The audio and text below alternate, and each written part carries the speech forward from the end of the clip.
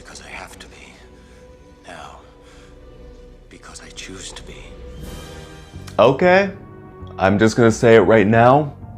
Batman Forever is a good movie. Now I know before you guys start slamming me in the comment section and start going after me, which you guys are probably already gonna do that without watching the video, but if you guys stay and watch the video, I'll explain to you why. Oh, brother, this guy stinks! First of all, the reason why there was such a tonal shift in Schumacher's direction was because at the time, when Warner Brothers was advertising Batman Returns, when they brought back Tim Burton after the success of Batman '89, they wanted to bring him back and they wanted to sell more marketing and stuff like that. They marketed that movie to death. And when people saw Batman Returns, people were furious about that because, well, let's face facts, it ain't a kid's movie. So to bring the tone of the Batman movies more lighthearted and to, well, sell more toys, they decided to take it in a new direction with Joel Schumacher. Then this also led to a whole bunch of recasts, which is kind of confusing with the continuity now, considering the Flash movie kind of confirms that these movies aren't canon. But I'm fine with Batman and Robin not being canon.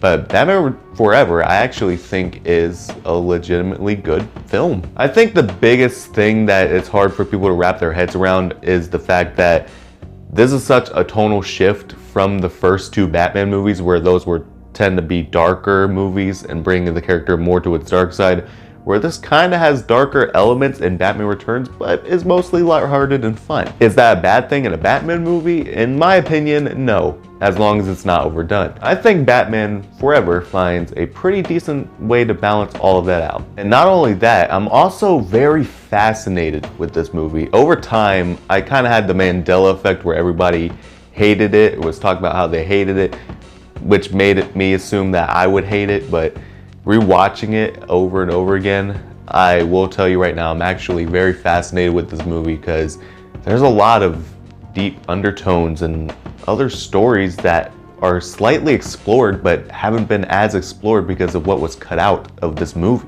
From what I understand, there's an hour of extra footage in the Warner Brothers catalog somewhere. They have extra footage that we see snippets of, and it was supposed to explore more of the identity of Bruce Wayne. Who is Bruce Wayne? What's on his mind? What affects him? What makes this character tick? Retire, Alfred. Your parents are avenged. The Wayne Foundation contributes a fortune to anti-crime programs, and the police handle much of the villainy.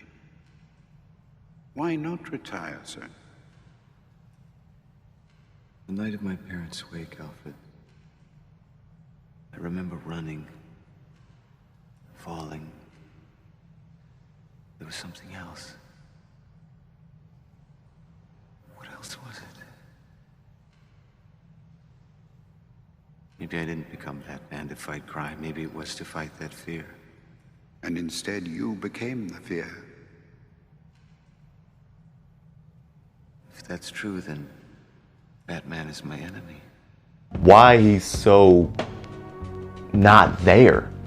The reason why people really dislike this movie as well is because of Val Kilmer's performance as Batman, which again, I never thought he was a bad Batman, but I've appreciated his performance much more because of what they're going for with his Bruce Wayne. Now with the stuff that they cut out, it kind of does offset from the tone of the overall movie, but Val Kilmer's Batman is the first Batman to actually explore the dynamic of Bruce Wayne and Batman. I'm here.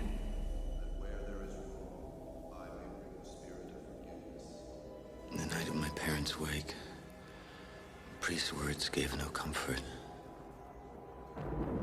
Of course, there on my father's desk, the red book, his journal. He'd written in it every day of my life. But now he'd never write in it again. At that moment, I knew my life would never be the same.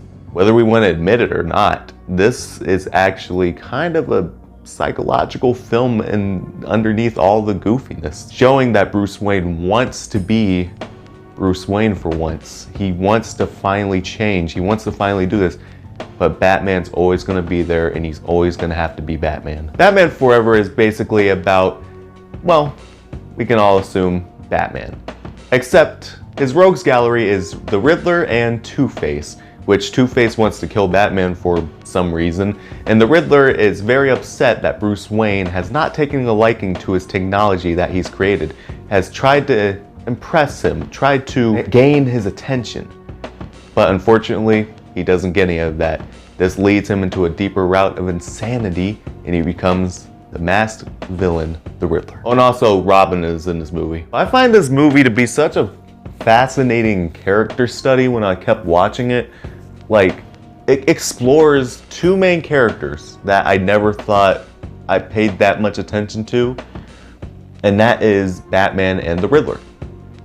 They're both explored so deeply. It may not seem that way on the surface, but I was kind of thinking to myself, one's trying to be something that someone else isn't. The Riddler is trying to be Bruce Wayne, but Bruce Wayne is not Bruce Wayne. Bruce Wayne is a persona that the Batman has created, and the Riddler's trying to be something that isn't real. That is something very interesting to me. Now, Jim Carrey's performance, he's Jim Carrey. Of course, it's going to be goofy. Of course, it's going to be silly. And I also see that as an homage to the 60s Riddler, which Jim Carrey's fine in this movie. But the undertones of what his character is trying to accomplish and what he's trying to be, even in scenes where he's saying he's not trying to be like Bruce Wayne and he's mad, he tries to be like this public persona like Bruce Wayne. The way he dresses, the way he looks, the way he moves. But unfortunately, that's not real. That's not who he is. And he's trying to be someone who, quite frankly, is fake. Batman is who Bruce Wayne is. And they explore the duality of those two characters very well. Whereas one learns to accept Batman completely, one accepts the fact that he'll never be Bruce Wayne at all. Because Bruce Wayne isn't real. That is so interesting. And speaking more on Val Kilmer, people said that he's wooden, people say that he seems emotionless, but that's really what they're going for. This Bruce Wayne is really broken. I mean, he really doesn't know anymore. I don't think he's really explored himself that often. I mean, if you look at the animated series of Batman, the anime series, season 4, he was very wooden in that season as well. Compared to the other seasons, he's much more wooden. He's very solid. He doesn't have really any emotions. He's kind of more like a Terminator like Batman. Was it his line about the abusive father? Or the one about the runaway mom? He's gained a lot of sympathy with that one. What was it he told that one parole officer? Oh yes. There was only one time I ever saw Dad really happy. The second bank of Gotham on the... Second anniversary of the day I captured him. How could Two-Face resist? I'm Chase Meridian. I asked Dr. Meridian to come to Gotham to consult on this case. She specializes in... Abnormal psychology, multiple personalities. I read your work. Insightful. Naive, but insightful. Yeah, no normal person actually talks like that. So yeah, that really shows right there. And that's what they're going for with this one. This one really just doesn't really know anymore. You also have to appreciate the fact that the Robin story actually is brought to life from the comic books. I mean, the Flying Graysons end up dying, check. He's adopted by Bruce Wayne, check. He finds out he's Batman, check. And he becomes a sidekick, check. That's the story of Robin. I mean, it's a very simple story. One that admittedly feels like it doesn't really belong in this movie. But it also serves for the purpose of Bruce Wayne also stepping up as more of a mentor figure for the next generation. And from a visual standpoint, the Burton movies were gorgeous, absolutely beautiful. But you can't discredit this specific movie because the Schumacher movie Batman Forever is probably one of the more gorgeous movies I've seen in a while. The set design reflects everything about these characters. Whether it's Two-Face's lair where you can see the duality between his two personalities, or the best set that I've ever seen in my life, the Riddler's house, or should I say apartment. It is a crammed space with a bunch of loaded stuff in there, a bunch of ideas waiting to come out. but it's tight, it's compact. He doesn't feel like he can fully release his inner self. That is the most interesting set I've seen. The Riddler's apartment is something to behold. And the way they use the lights and stuff like that around the movie just look gorgeous. They all look like they bring this Gotham City to life. Something that maybe not as dirty as the Burton films, but something that feels very lively and very, well, it has a voice. This is also reflected in the new Batsuit as well. The Batsuit is a thing of beauty. Now, the nipples, the slight nipples in this movie is not as bad as Batman and Robin. But I could have done without that. But if you really ignore that, even in some shots, you can't even see them. It's a gorgeous looking Batsuit, and it looks fantastic on Val Kilmer. And at the time was actually really expressive. They were able to get more stuff out of it with this suit. They made it much lighter than Keaton's. And as a matter of fact, the opening action scene really shows that off, because it's probably my favorite action scene in this whole movie, with Batman beating up the thugs. He is so agile. He's able to flip around. He's able to kick them. He's able to punch them. He's able to throw them. This is a very expressive Batsuit, and it's just sculpted so beautifully, and so much care and love was put into the design of this movie, honestly. This movie always has a voice, whether you're just looking at something simple or something exaggerated, it's always saying something. And a movie is always accompanied by a soundtrack, and this movie has a beautiful soundtrack. It's no Danny Elfman, and I know that.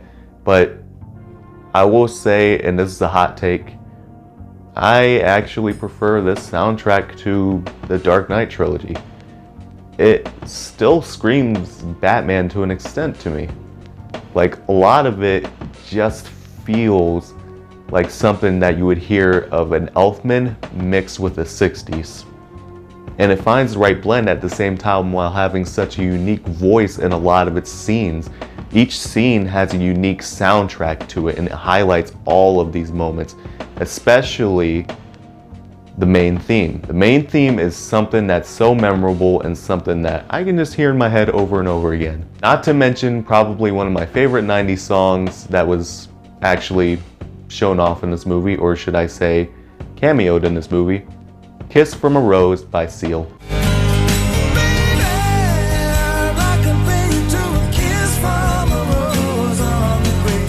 Now, there were all these great things in this movie, but I think it's inevitable I have to talk about some of the bad in this movie.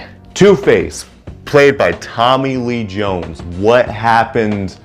They could have done so much more with this character, but instead they had this goofball, loony Two-Face that I just cannot get behind. And I'm pretty sure a lot of us could not get behind. He's trying to upstage Jim Carrey because he didn't like Jim Carrey. He didn't like working with him. He's trying to upstage him, but you can't upstage Jim Carrey. That's not going to happen. So for him to try, and he turns out like a complete idiot throughout the entire movie, just didn't work for me. And there was one scene where I was like, oh man, he's going to make a great Two-Face. It was the opening scene where he's talking to the security guard.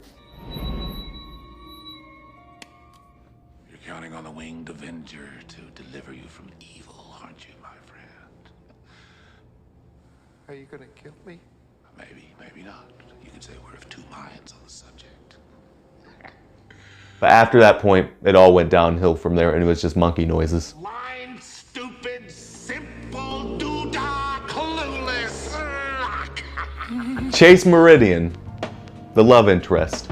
I get what they're trying to do, where they're trying to explore the duality of Batman and Bruce Wayne in this movie, but this is kind of like a more intensified version of Spider-Man and Mary Jane, where she doesn't know who Batman is and stuff like that. And oh my god, like, this is how Joel Schumacher views blonde women, straight women, you know, just constantly on dudes like this. Like, I'm flattered. Not every girl makes a superhero's night table. The bat signal is not a beeper.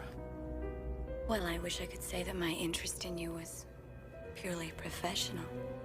You're trying to get under my cape, Doctor? A girl can't live by psychoses alone. It's the car, right? Chicks love the car. like I don't understand where his mindset was with this character. Why do this? Why have her be like this, like into Batman, into people in rubber suits? And the overall plot just, I mean, I was praising the characters, the set design, the music, all these other things, the deeper undertones, but the plot gets ridiculous. He wants to suck Gotham's brain waves.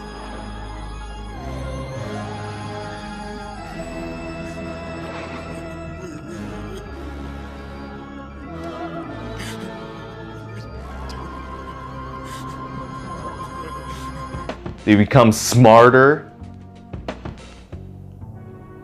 And also, this is the 90s, and CG in some movies looked pretty good. This is not one of them. Extremely dangerous. And in other news today, billionaire Bruce Wayne has extended his trend-setting profit-sharing program to the employees of the highly successful electronics division of Wayne Enterprises. There are some shots that actually look really good, like Batman flying in the distance, or some shots, but building shots in CG and other things just do not, they do not look good. Also, how many of you guys actually noticed that Jon Favreau is in this movie? Like, I slowed down the movie a little bit and I was like, is that Jon Favreau? Like, I guess he was in DC at the time. All in all, Batman Forever, in my opinion, is not a bad film. Is it a bad Batman movie? Yeah, probably, but admittedly, it's something that is very unique, very different, and explores elements to the character that were not really that explored before this point. And no matter what you say, this movie does have a unique voice to it, and a lot of care was put into the set design, the music, and admittedly, some of the characters. That's just a hot take. What'd you guys think of this video? Hopefully you guys liked it. Comment down below what you guys saw of Batman Forever, and make sure to look out for another Batman review that's going to be coming out pretty soon. You guys are awesome. If you guys liked the video, make sure to subscribe today to join the Isaiahization.